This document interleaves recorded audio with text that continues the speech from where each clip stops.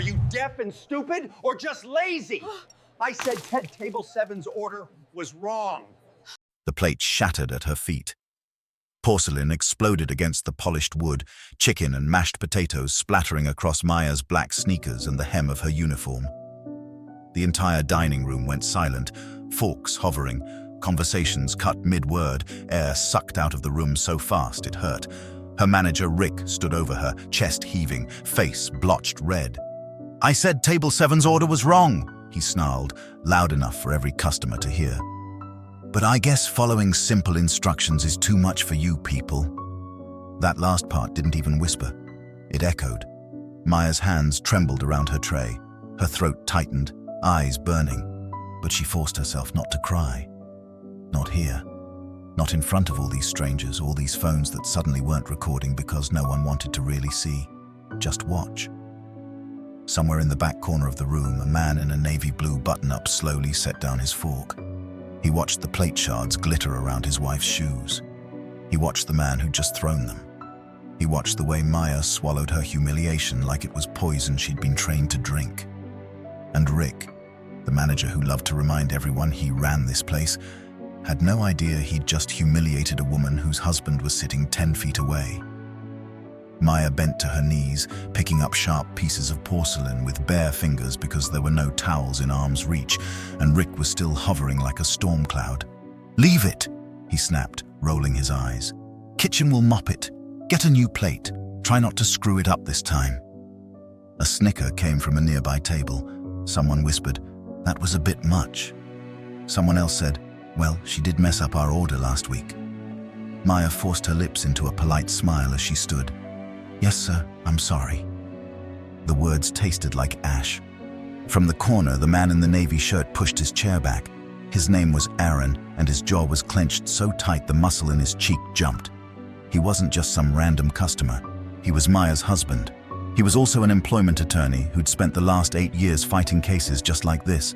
Black workers humiliated, underpaid, and thrown away like they didn't matter. He slid his phone out, screen still recording from the moment the plate left Rick's hand. His eyes never left the manager. An hour earlier, this night had felt like a gift. Maya had come in on her one day off because a co-worker's child was sick and the restaurant was short-staffed. They needed her. She needed the hours. Bills didn't care about exhaustion. "Babe, sure you're okay?" Aaron had asked as he walked her to the staff entrance. "I'm fine," she'd lied. "Double shift never killed anyone." "You say that like it's not slowly doing exactly that," he said, kissing her forehead.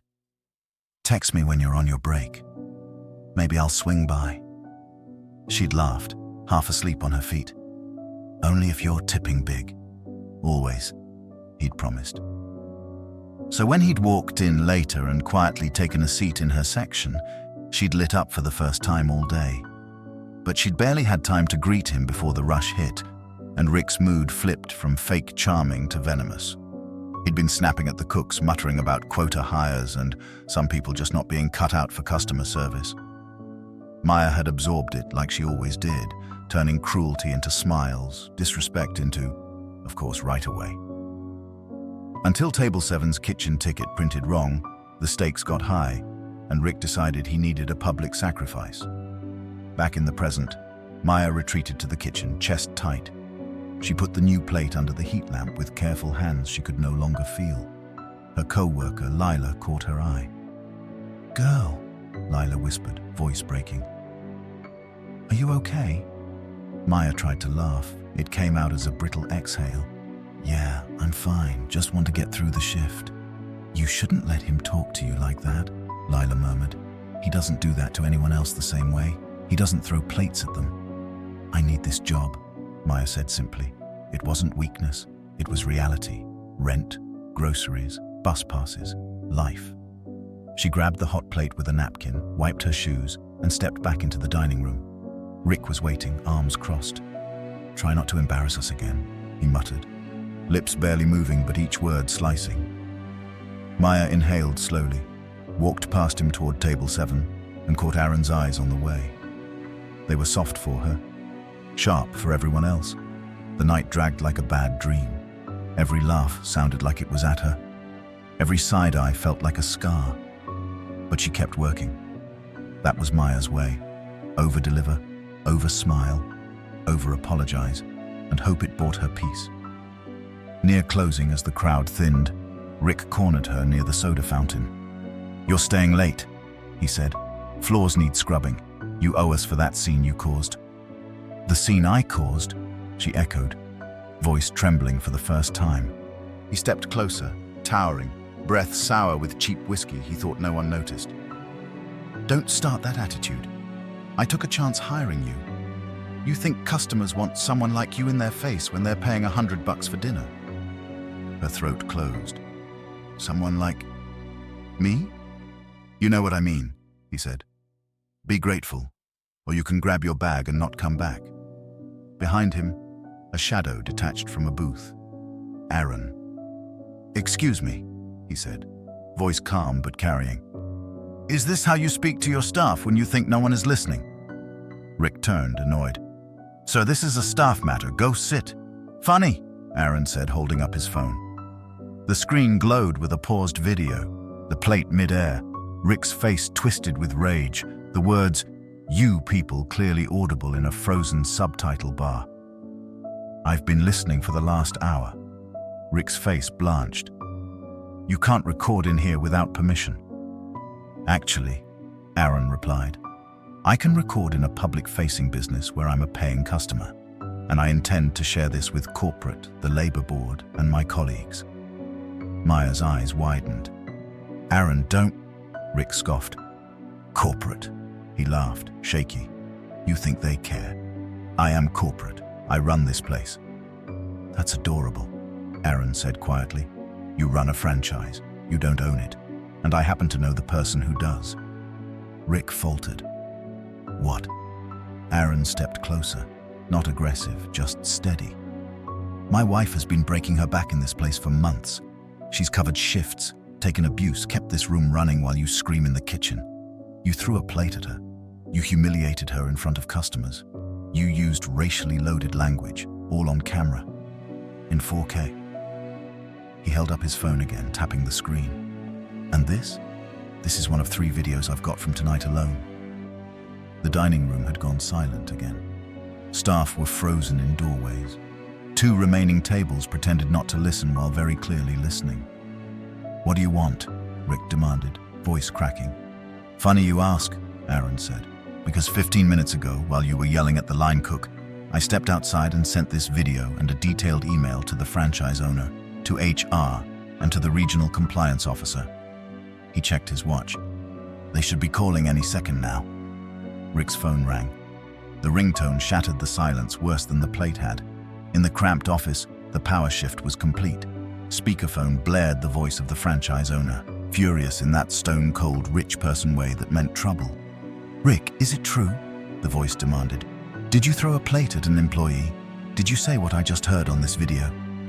Rick stumbled, sweating. "It was a misunderstanding. It's recorded from 3 angles," the owner snapped. "You humiliated and endangered a staff member. This is a lawsuit waiting to happen and a PR nightmare. Effective immediately, you're suspended. HR will follow up by morning." Rick wheeled on Maya. "You set me up.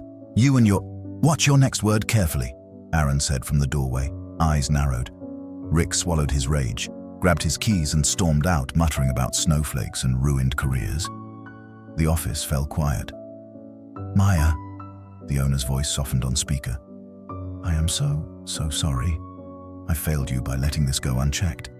We'll be arranging a formal apology, paid leave while this is investigated, and we'll be reviewing your position. You've got a glowing record here. It's time that actually meant something." Her knees felt weak. "I just wanted to do my job," she whispered.